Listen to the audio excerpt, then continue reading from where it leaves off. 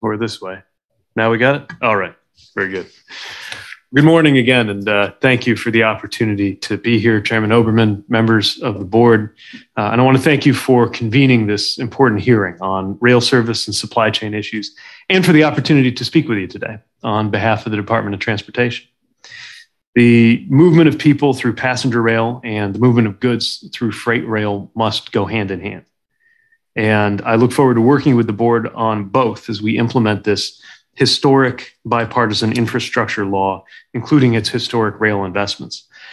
I also want to thank you for the vitally important work that you all are doing, from navigating what could potentially be the most significant rail merger in a generation, to the pending decision on restoring rail service along the Gulf Coast, to the recent proposed rule on expediting emergency relief for rail customers and shippers.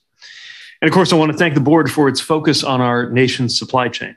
It's a focus that we share at the DOT, which is why we've worked to improve throughput at ports, address trucking workforce issues, and more. And any meaningful response to our supply chain issues has to include freight rail. Despite the unprecedented challenges of the past few years, America's rail workers have stepped up in extraordinary ways to keep our goods, commodities, and economy moving.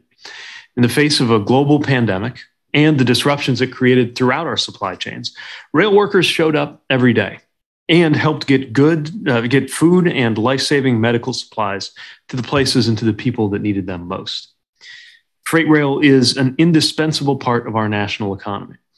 With the right federal oversight, it is a safe, reliable way to move goods, and it has a lower carbon footprint than most alternatives. The industry itself is profitable and has historically reinvested its profits back into its networks and employees, most of whom are union members, allowing it to remain self-sustaining. Yet we know that many challenges have emerged, some of them years in the making. The supply chain crisis has left us moving more goods with a smaller workforce, leading to higher costs and longer delays. American freight rail has lost a significant amount of its market share as well as its workforce, which has been cut 20% when compared to before the pandemic. The share of intermodal rail traffic as a whole has declined as well, with congestion and service issues mounting. It's been a real problem for the people and industries across the country who rely on rail to move their goods, particularly farmers, many of whom have no other adequate way to access feed and fertilizer or to get their goods to market. Addressing these challenges is a priority for the Department of Transportation and for the entire administration. Let me touch on a few important ways that we can do just that. First and foremost, we must invest in the rail workers who keep our economy running. Turnover is still far above normal levels, which presents both safety and workforce concerns.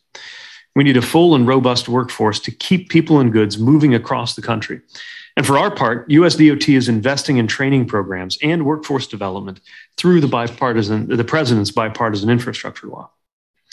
Second, we can improve service by better collecting and sharing data.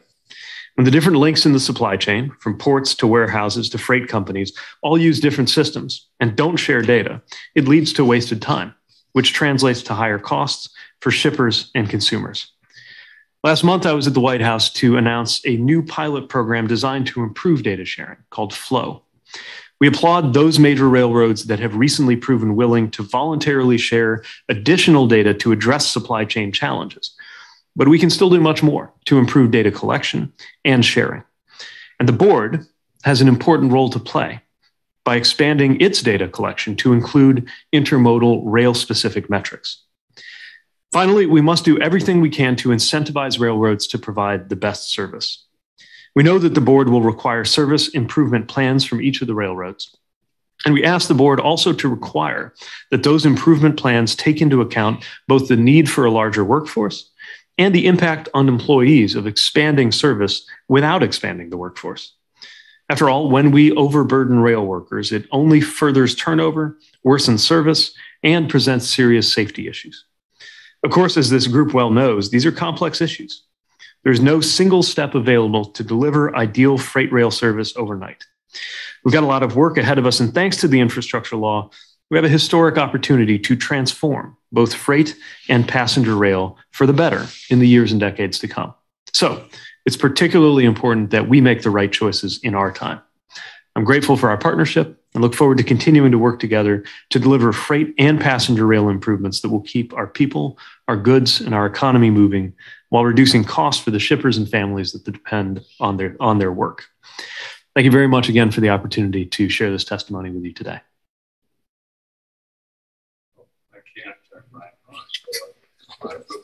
Thank you, Mr. Secretary. We are honored by your presence and really your intense commitment and effort to work on this problem with us. Thanks very much. And again, look forward to continuing the partnership. Take care. Thank you.